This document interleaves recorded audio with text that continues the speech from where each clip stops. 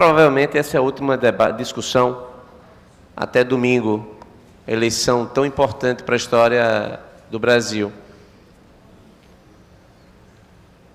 E acompanhei atentamente os discursos de todos que me antecederam e as preocupações de todos acerca do futuro do Brasil. Nós estamos acompanhando um segundo turno, onde, lamentavelmente, o debate é de péssima qualidade, não se discute o que é real, o país está dilacerado, uma crise sem precedentes, 12 milhões de pessoas desempregadas e não há propostas para a geração de empregos, um sistema educacional vergonhoso que é reprovado por todos os testes internacionais e ninguém discute o futuro da educação.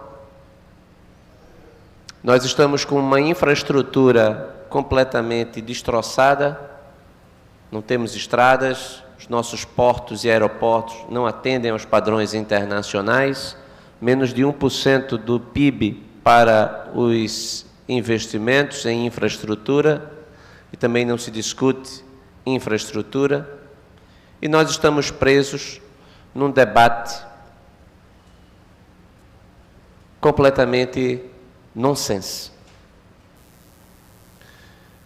E a responsabilidade por esse debate nonsense eu atribuo prioritariamente ao Partido dos Trabalhadores. Tratar todos os eleitores de Jair Bolsonaro como racistas, fascistas, como pessoas completamente irresponsáveis, não democratas, isso provoca, inclusive, uma reação contrária que não é própria do debate político. Falar em risco da democracia, eu já estou no debate, senhor presidente, público há bastante tempo, e é interessante observar que o Partido dos Trabalhadores sempre esteve associado a regimes que não são democráticos.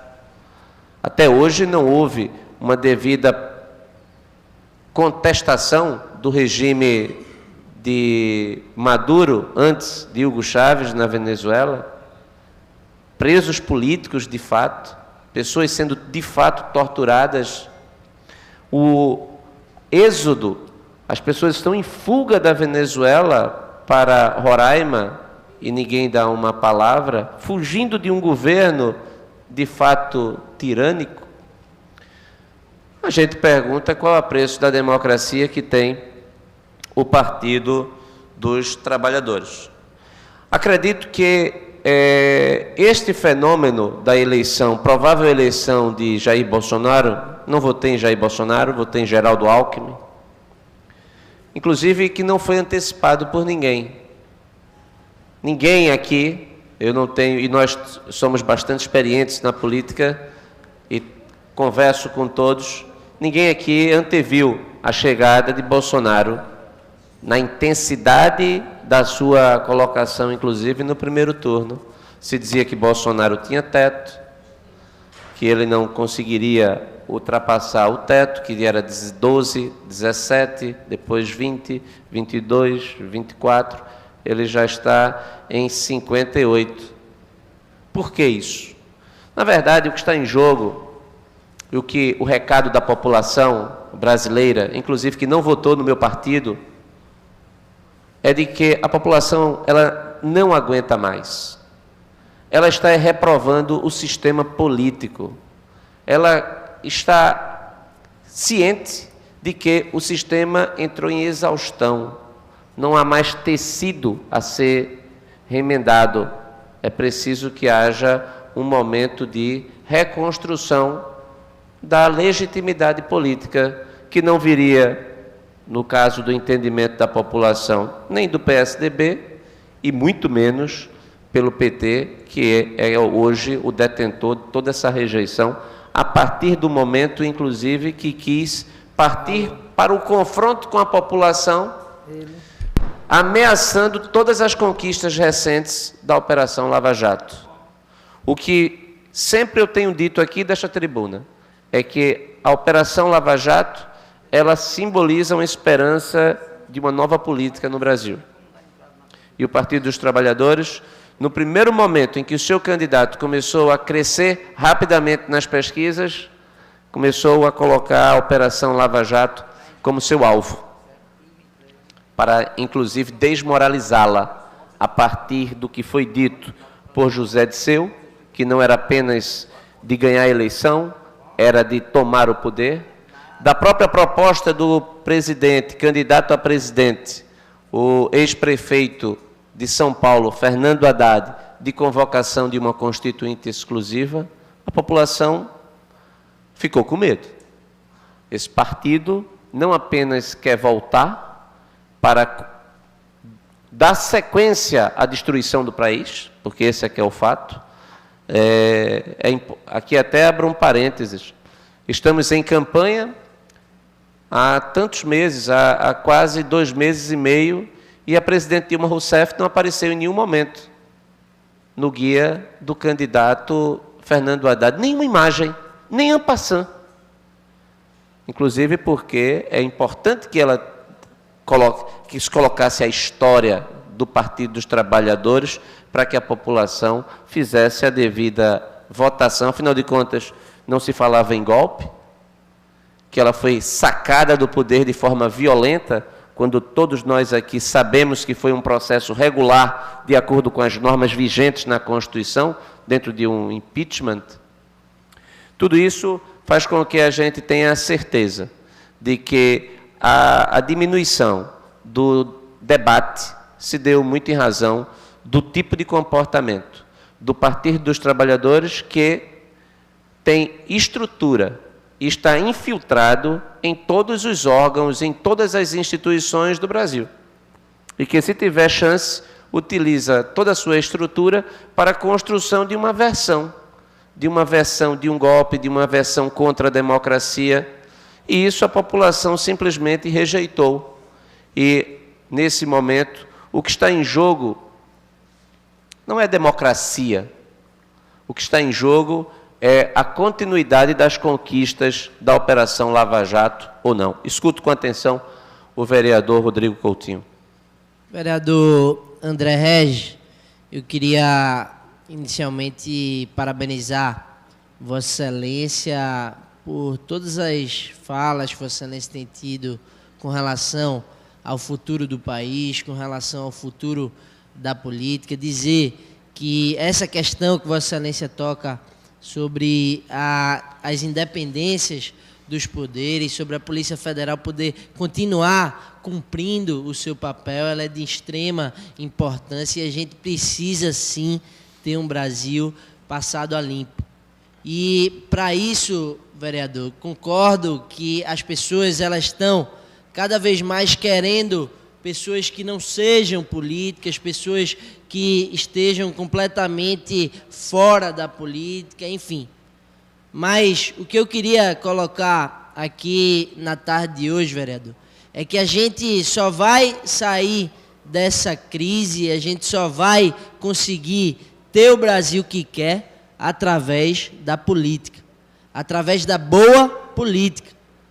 A gente oxigenando as casas legislativas, como o vereador Renato Antunes aqui falou, que o Congresso Nacional, a Câmara dos Deputados, teve uma boa oxigenação, teve uma boa alternância de cadeiras, alternância de poderes com novos deputados federais, gerando novos quadros na política, mas que a política ela é fundamental, que a política ela é essencial para que a gente possa atingir o Brasil que quer, para que a gente possa defender a democracia, para que a gente possa ter um país com acesso à saúde básica, com acesso à educação, com acesso ao emprego, à infraestrutura e tudo isso que todo brasileiro almeja e quer com toda certeza.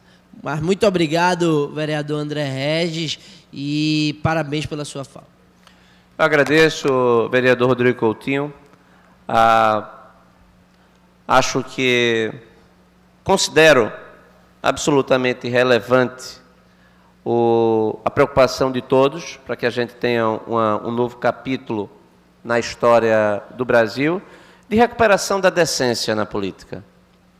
E por isso que tanta gente tem ido para as ruas e depositando num candidato que, repito, não foi meu candidato, todas as virtudes que as pessoas esperam que um candidato a presidente venha a ter.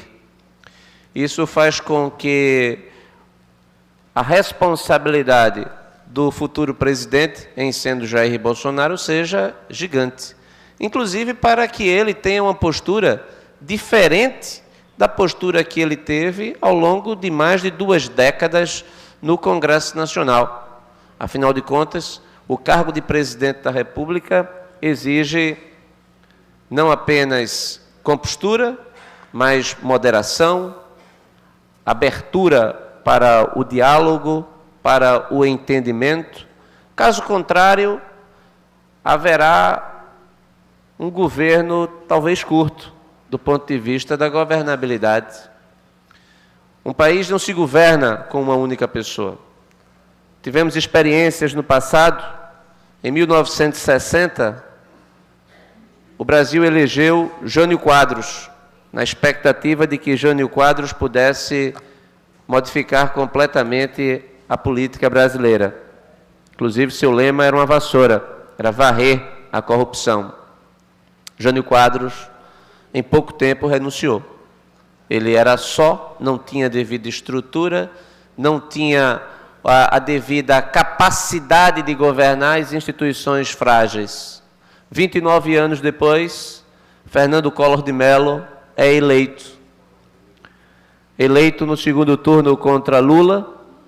É interessante observar que praticamente a gente não encontra eleitores, pessoas entusiasmadas com Fernando Collor. Sequer você encontra alguém que menciona que um dia votou em Fernando Collor, apesar da eleição não ter sido tão distante assim, 1989. Fernando Collor sozinho, depois forma um partido, o PRN, que nem existe mais, não foi capaz de garantir a governabilidade. O Brasil rapidamente se refez, através do impeachment, novas eleições vieram e resgatamos a trajetória pela democracia. 29 anos depois da eleição de Collor, estamos novamente numa eleição presidencial em que um candidato sozinho, ele não deve nada a ninguém, ter chegado na posição que se encontra hoje, com 58% da preferência dos brasileiros, está na iminência de se transformar num presidente da República. É preciso que o candidato Jair Bolsonaro, ele entenda os erros, os equívocos do passado, porque se ele vier, de fato, a obter a honra do povo brasileiro de governar esta grande nação, ele deverá ser diferente daqueles que chegaram igualmente como ele chegará ao poder sem a devida estrutura, mas que soube aprender com os erros do passado e construir uma base para a governabilidade com respeito à democracia, com respeito à dignidade, com respeito aos direitos humanos, com respeito ao ambiente de negócios, com a capacidade de produzir aqui um país aberto para o mundo, um país que possa se inserir na globalização, um país onde nós possamos voltar a andar nas ruas com um sentimento de segurança e de termos orgulho, senhor presidente, de construirmos aqui a nossa história e a história dos nossos filhos e dos nossos netos. Fazer disso aqui um grande país, mas isso é preciso que haja a devida envergadura.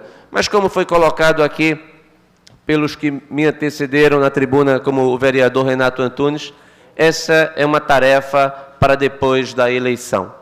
Até lá, espero que o clima no Brasil seja de respeito, de cordialidade, e que aqueles, inclusive, que a gente possa acompanhar os passos daqueles que não são democratas, senhor presidente, e que falam em nome da democracia. aqueles que não são republicanos e falam em nome da República, aqueles que não acreditam na liberdade e usam a ideia de liberdade para atacar, para desqualificar, inclusive, o eleitorado. Nesse sentido, é inaceitável determinadas táticas que são, de fato, danosas, perigosas para a democracia. Acredito que nós estamos diante, senhor presidente, de uma oportunidade histórica, de darmos à Operação Lava Jato o seu devido reconhecimento, de dizer que o Brasil não será mais o mesmo, que a decência ela será resgatada, que nós teremos aqui, senhor presidente, um país onde a população ela tenha a confiança no parlamento, ela tenha confiança nos políticos, ela tenha confiança no Supremo Tribunal Federal, ela tenha confiança nos membros do Executivo. Não existe exemplo na história da humanidade de um país que tenha prosperado e que a população não tenha depositado, não tenha acreditado, não tenha dado o devido suporte às instituições. E que nós tenhamos, a partir do dia de 1º de janeiro de 2019, um presidente que, apesar de toda a dificuldade, apesar de toda a disputa, seja um presidente de todos os brasileiros. E quem perca, quem vier a perder, que aguarde as próximas eleições, como eu faço agora, senhor presidente.